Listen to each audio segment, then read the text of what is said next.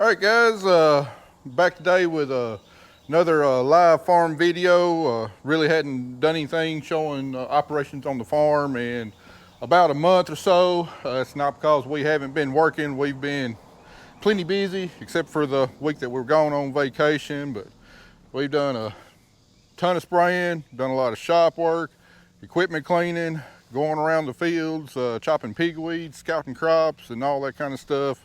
We've been packed, but a lot of that stuff is not necessarily as interesting as our, our harvesting, planting, and stuff. So, but anyway, today is Sunday, August 15th, and if you're a cotton grower in West Tennessee, this is a pretty important date theoretically. So, I'll tell you a little bit more about it later on in the video. But I thought today would be a good day to go out and do a late season crop tour, kind of show you what our crops look like. The crops have really progressed a lot in the last month, and last time I left you, we just got done with wheat harvest. We trying to get our crops sprayed and laid by and stuff, and lots going on in the last month. So let's go out to the fields, and I'll show you what our crops look like. Maybe we'll even do some predictions on some yields this year.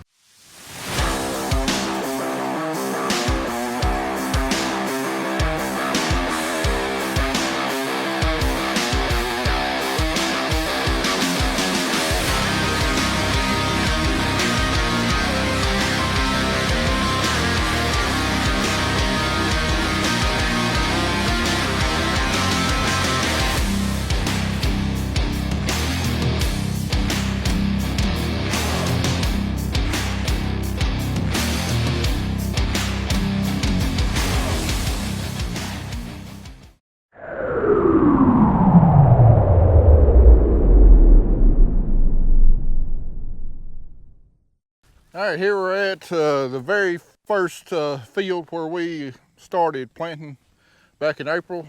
Some corn, Pioneer 1077.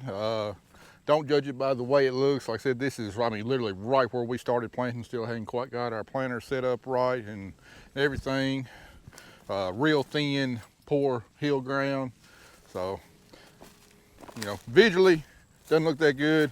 Also, corn's just about done and starting to dry down. You can really see it firing up from the bottom of the plant. Leaves starting to turn a little yellow.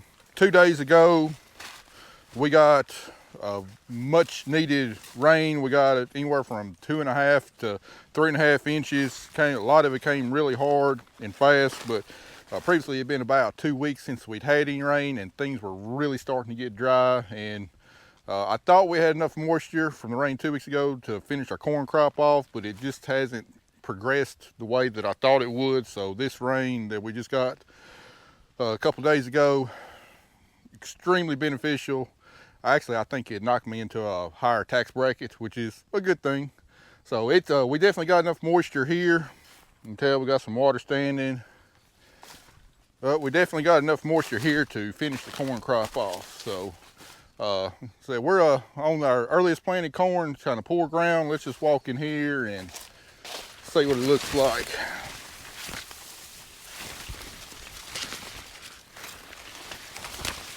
My early impressions is, for what this ground this corn is growing on, it looks pretty good. It's fairly short, kind of got a low ear placement, but down in the canopy this late in the game, it's still fairly green. So I'd say our nitrogen fertility was adequate here. Pull an ear and kind of see how far along it is on the development part.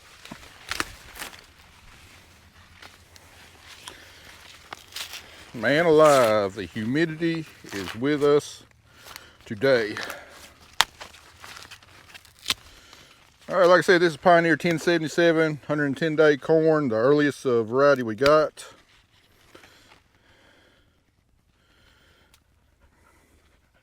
And looking at that milk line, it's about halfway down, which, was where it was when I checked it about 4 or 5 days ago. It's really hasn't progressed a whole lot, and that's kind of surprising based on the temperatures. So that's not necessarily a bad thing, though. The longer this the longer this corn hangs on and is, you know, and it's putting starch in the kernel, it's a good thing. That just means higher yields. You know, we got a big old ear here. I guess this is probably 16 around. Milk line's about halfway down. And this corn still got a ways to go. It's not really that close to black layer, and it's still putting on weight. Ultimately, that's a good thing. You know, I would like to get started with harvest. I'm getting kind of antsy, but the longer this stuff hangs on and putting on grain, putting on weight, that's a good thing. Just looking at the leaves and stuff, not seeing any signs of disease. I mean, we sprayed a fungicide. It was right at a month ago, and that's just only got a residual of about 21 days or so. But this late in the game to not see any disease on the leaves is really good. That means disease is definitely not going to be limiting our yield at all. Walk up a row, it's firing up a little bit more. See, here's the leaf right below the ear. Here's the ear leaf. This is one we want to pay attention to. Just starting to show signs of deficiency. That's actually potash deficiency. And that just means that the corn plant is cannibalizing itself to fill out that ear. It's bringing nutrients from the stalk and the other leaves to try and fill that grain. Now let's pull another ear here.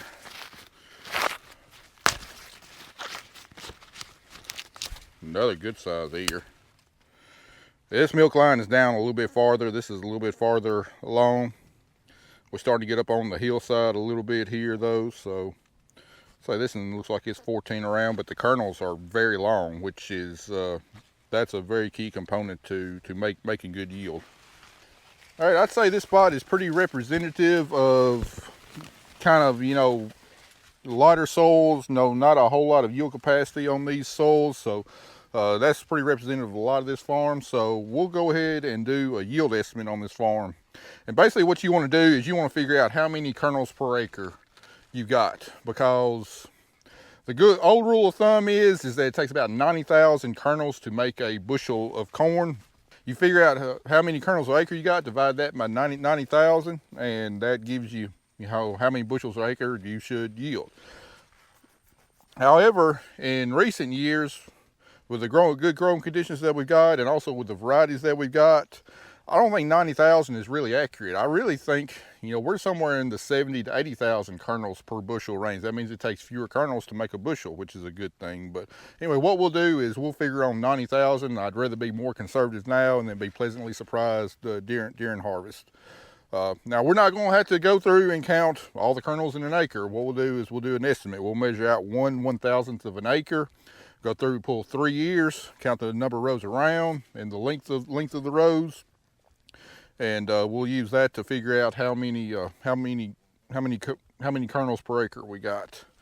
So anyway, I don't have a tape measure with me, but my foot is about 13 inches long, and on 38-inch rows we need to measure out 13 feet 9 inches of one row to make 1/1000th of an acre, and then count how many plants we got in that 13 feet 9 inches, and then we'll just randomly select 3 years and start counting. So we'll start right here, make a mark.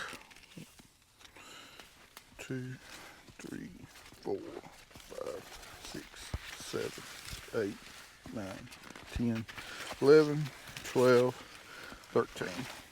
All right, this stalk right here is 13 steps. We'll go right before it. That should be 13 feet 9 inches. Now we'll count the number of plants that have got an ear on it. 1, 2, 3, 4, 5, 6, 7, 8, 9, 10, 11, 12, 13, 14, 15, 16, 17, 18, 19, 20, 21, 22, 23. All right, got 23 plants in that 1/1000th an acre. That's the equivalent of 23,000 plants per acre. So we'll go pull 3 ears. We'll pull, say, the 6th, the 12th, and the 18th ear. That ought to give us pretty good randomization. 1, 2, 3, 4, 5, 6, 7, 8, 9, 10, 11, 12, 13, 14, 15, 16, 17, 18.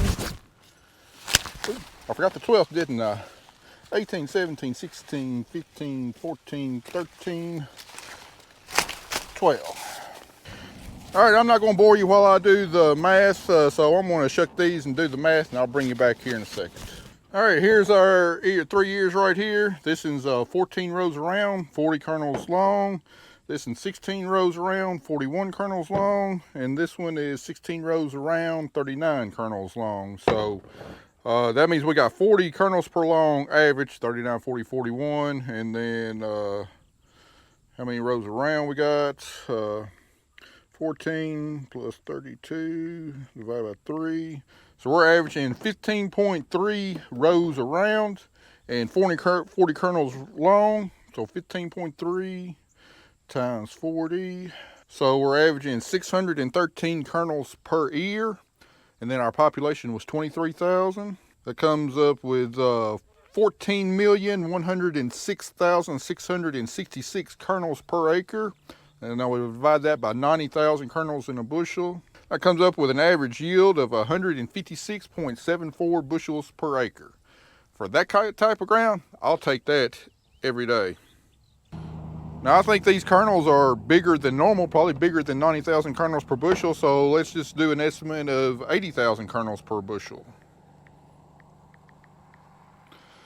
That gives us an average yield of 176 bushels per acre. So, you know, between 156, 176 bushels per acre, that's pretty dang good. Now, granted, that's only in that one spot. I could go 50 feet down the row and the yield could change. So, but anyway, you know, on some poor ground, 156 bushels, possibly 176 bushels an acre, I'll take that all day long. So, let's go check another field, you know, in better soils, better, higher yielding variety, and we'll see what we got there. All right, here we're out here in a field of Pioneer 1464, some really stout bottom ground. This is definitely what I consider one of my highest yielding varieties. See how the corn's quite a bit taller. We're out here in a good spot in the field, I believe. Looks like we got a nice even stand, so this would be a good place to pull a yield estimate. Mark my spot. 12, 13. 13 right there. 26, 27, 28. All right, we've got a population of 28,000 here, which is on the upper end of you know, what we plant on 38-inch rows. So let's pull the 8th, 16th, and 24th ear. 7, 8. Yeah, like the 8th one was kind of a smaller one of one behind, but oh well, it's random. 9, 16, 23, 24. All right, looking at the leaves of this corn before we do our yield estimate, starting to see just a little bit of disease coming in. See these spots right there? That's called gray leaf spot.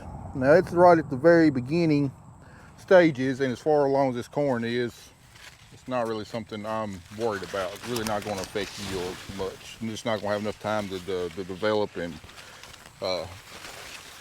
really hurt a lot of photosynthetic tissue. Try and find any southern rust, because that's the one that I'm really most concerned with. That's not the one I'm seeing. The only thing I'm really seeing out here is just some gray leaf spot getting started. So our fungicide did the job. I mean, it protected it for, you know, close to a month. So that's what we needed to do. All right, back to Chuck. Let's shuck these. Woo! Nice looking ears. This right here is a prime example of what happens when you have a late emerging plant, more than 24 hours after its neighbor. It becomes a runt. It doesn't catch up, and in some cases it can act like as a weed. Now this one is not going to be a weed. It's making grain, but if it come up, you know, 12 to 24 hours earlier, it would be this long. So it lost 1, 2, 3, 4, 5, 6, 7, 8. It lost about 8 kernels on the tip end just because it was that far behind. But it's out there, so we'll figure it in our average. All right, after counting them all, they're all each 16 rows around. This is 47 kernels long. This is 45 kernels long, and this is 35 kernels long. So we're averaging 16 around, so 35 plus 45 plus 47 divided by 3. All right, we're averaging 42.3 kernels long times 16 around. All right, 677 kernels per ear is an average, times 28,000 plants per acre. Gives us 18,965 kernels, or 18,965,333 kernels. Divide that by 90,000. Comes up with an average yield of 210 bushels per acre. Very good for 38-inch rows in West Tennessee, even on good ground. That's good. That's figured at 90,000 kernels per bushel. Let's see what the grain depth looks like. I mean, these are some long, these are big kernels. Let's say 75,000, just for craps and giggles, let's just do 75,000. Kernels divided by 75,000 kernels per bushel. 252 bushels per acre. So, I mean, that spot right there has got a yield potential of, 210 bushels per acre to 252 bushels per acre. Outstanding for West Tennessee. Now again, I don't expect the field to average that because you got in-rows. It's not going to be uniform through the field, but still for an initial estimate, that's really good. And that shows me, right now I've got 150 bushels per acre approximately contracted. If the price runs up again, if I see the market move up, our lowest yield estimate came in at 156 bushels per acre. We got a lot more ground. We got a lot more corn on this good type of ground than we did the low yielding. So, right now I'd say I feel comfortable contracting 165 to 170 bushels per acre, and that still probably be on the conservative side. So by doing this, before harvest, if we happen to have a run up in the market, it gives me the confidence to go ahead and contract some more grain, and with knowing that most likely I'll be able to fill those contracts. See where the milk line is. This is a 4-day longer variety than what the first one was, but actually the milk line is a little bit farther down. I'd say this has got another 5 to 7 days before we hit black layer, and then this variety will be done. And we've definitely got enough moisture to carry it through. So, for all the struggles we had getting our corn crop planted, and then in the early season, we've had really good growing conditions this summer. It's been a little bit cooler than normal summer. We haven't been picking up heat units at the rate that we have. We still had normal West Tennessee humidity. Unfortunately, my preference, I'd rather have a lower than normal humidity year and a higher than normal temperature year, but be a lot more comfortable for us. But I feel really good. We still got one more cornfield I want to check on our very last planted corn, where we came back, a week later and planted an extra 90 acres, and then we actually had to turn around and replant that another 2 weeks after that. So we'll check it here in a little bit. Just to give you a size comparison between good ground and poor ground, here's one of the bigger ears that we pulled from our poor ground on our first stop.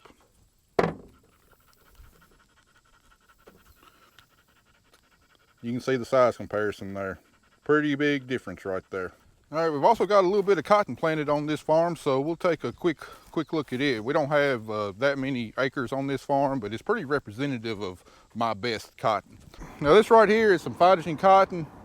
Got a really good stand of it. One of the few fields where I do have a really good stand, and it looks really great if it was 3 weeks ago.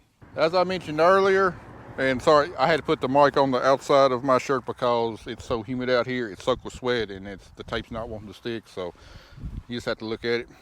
Anyway, as I mentioned earlier, August 15th is a critical day for West Tennessee farmers. This was considered the last effective bloom date. And historically, based on historical weather patterns and temperatures for the rest of the year, this is usually the average date that a cotton square can bloom and still have enough heat units to grow and make a cotton boll that will mature out and will be harvestable. Typically after this day, the 16th, there's only about a 50% chance that anything that squares will have enough heat units to fill out the rest of the year. because from the time a square blooms until the time that it's mature and ready to open up and be harvested, it takes about 800 DD60s. Now, a DD60 is a unit of heat measurement that we use in cotton, and it's based on the premise that cotton does not do anything physiologically below 60 degrees. So what we do is we figure out the average temperature for the day, and then we subtract 60 from it. That tells us how many DD60s we've accumulated for the day. Or say we got a high temperature of 90 degrees for the day and a low of 70 degrees for the day. That gives us an average temperature of 80. Subtract 60, we've accumulated 20 DD60s in that day. So if we have an average temperature of 80 degrees, you can figure it takes about 40 days for that cotton boll to grow, put into fiber, and mature to where it can be harvested. And here we are, August 15th. You know, August is going to be hot. We shouldn't have any problem accumulating 20 DD60s for the remainder of August, but that's only 15 days. Then you got September. Well, it's going to start cooling down a little bit in September. It'll still be pretty warm, but the farther we get into September, the more it's going to cool down. We're probably not going to accumulate 20 DD60s every day in September. You know, we might only accumulate 10 or 15. And then once we get to the end of September, first part of October, you know, we might only be averaging about 10 DD60s. So, you know, anything that blooms after this day, it's going to take some above average temperatures in order to be able to mature it out. You know, once we get to say August 20th, I'd say there's very slim chance of anything of that maturing out. So let's look at the cotton plant and I'll kind of show you what we're talking about. All right, right here, we've got a white bloom. So there's a good chance that this one will mature out and make a harvestable boll.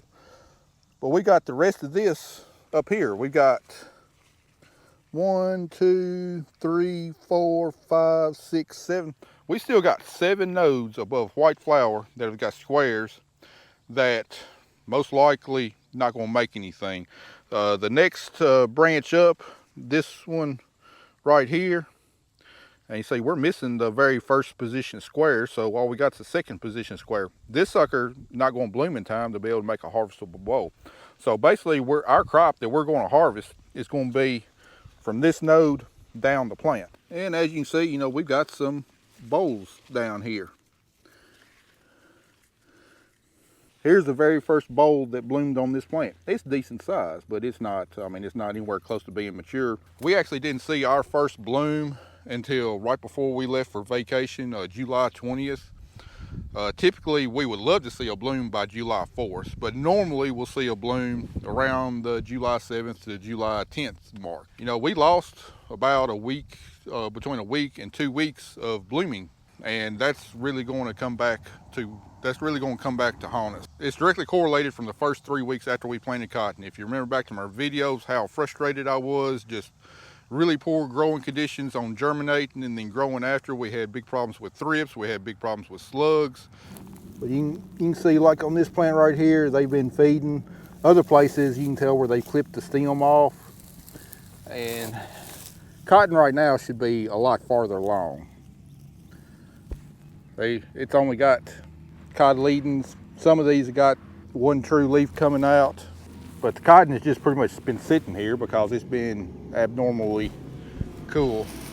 And we just weren't picking up the heat units, and that just really set the cotton back. Now this cotton looks great. This is phytogen cotton, and as opposed to my Delta Pine cotton, it seems like the phytogen cotton had a lot more early season vigor. It was able to withstand some of those cool conditions better, but still it wasn't growing, it wasn't developing like it needed to. So the problem is that we're located at almost the very most northern latitude of where you can grow cotton. And for cotton, we've got a really short growing season. Now for beans and corn, we got a very long growing season because those crops don't take as long to develop. But cotton takes a long time to develop, and we just don't have any room for error on getting cool days and slowing down the development of the cotton. You know, looking over here, here's a pink bloom. This bloomed yesterday. So the next square that will bloom will be this branch right here. Yep. See, this one will bloom tomorrow. Now there's a reasonable chance that this could make a harvestable boll. But the square this is a first position square, this is a second position square, and this is a third position square. These two on this same branch, they're just not going to bloom in time to make a harvestable boll. So anything that this plant does up here, not going to make anything that's going to contribute to yield. It's all going to come from right here down. And also, our first bolls that are set are higher on the plant than what they typically are. So, even though this cotton looks great, we've got to really manage it for earliness the rest of the year. We probably got at least 2 more insecticide applications to make on it. We've already done 5 insecticide applications. In one field, we've actually done 6 insecticide applications. So, got 2 more to go, just trying to minimize any kind of damage that we get. But I'd say we need to protect the cotton that's here for roughly about another 20 days. It needs about 400 DD60s before the boll gets too big that it can't be harmed by insects.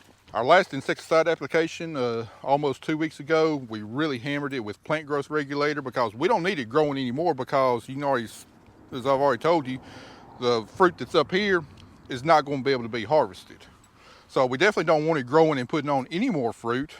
So we hammered it with a really high dose of plant growth regulator just to try and shut the plant down and make it focus strictly on reproduction. You know, if this was 3 weeks ago, I mean, we'd be looking at a heck of a cotton crop.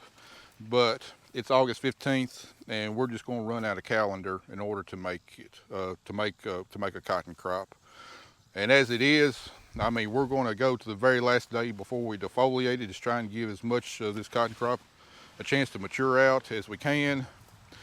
So not only is it going to be a low yielding year because we're not going to have as many harvestable bolls as what we'd like out here, it's also going to be an extremely late harvest, which, you know, like I said earlier, all of our wheat is planted behind cotton. That's going to mean for a really late date on planting our wheat. Could potentially be planting in the cold, the mud, which is not setting up our wheat crop next year for a very favorable start. What this cotton crop needs, we need above average temperatures all the way through the middle of October just to try and maximize more yield. You know, if we can average, you know, 5 degrees higher per day throughout the growing season, you know, maybe we'll pick up an extra note or two that we can harvest. But anyway, it's not looking good. I tell you what, if someone would offer me 850 pounds an acre for my entire cotton crop, I cannot sell it fast enough. And just in comparison, last year we averaged, I think about 1,150 pounds per acre. The year before we averaged almost 1,200 pounds per acre. So that's what kind of cotton crop we're looking at. You know, there's really not much we can do. We're already managing for earliness and trying to protect what we got, but it's going to need some divine intervention to really give us a good cotton crop. And I'm not saying it couldn't happen. 2 years ago, what led to our record-setting yield was we had a very warm September, and a lot of those bolls that we weren't counting on filling out and being harvestable, they got enough heat units to do it, and they really contributed to yield. So anyway, that's what our good cotton's looking like, and then we'll go take a look at some of our poor cotton.